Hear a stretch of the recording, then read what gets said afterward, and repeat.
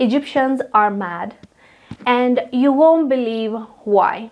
They've actually sued Netflix because Netflix used a mixed race woman, mixed with white and black, to portray Cleopatra, because they say that she is too black and it's not the right representation of Cleopatra, basically. A lawyer in Egypt has filed a complaint that accuses a show on Netflix of violating media laws and aiming to erase the Egyptian identity. A top archaeologist also insisted that Cleopatra was light-skinned and not black. But the producer said that her identity is highly debated, so they can use this mixed race woman. And like, it is so bizarre to me how they're so against this when the lady that is playing Cleopatra is not white, fully white.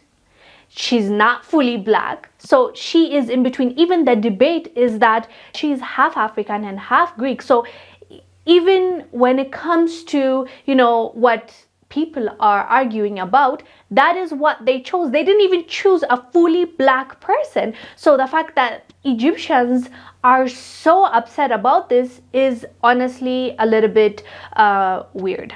That's what I'm gonna say. And also, if you remember, just the other day we were talking about how archaeologists were finding the pharaohs, people that were in power back in the days, the kings and queens. Their bone structure shows that they are African descent. They were not European. Let me show you this clip of an archaeologist finding out that this royalty that he's discovered is actually not white.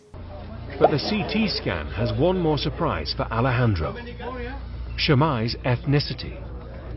Well, they have just told me that Shammai has a Nubian feature, which means that their ruling family was probably Nubian, and that was unexpected. Examining Shammai's anatomy closely, the thickness of his bones and the shape of his nasal cavity, the anthropologists think he was a black African, likely from neighboring Nubia.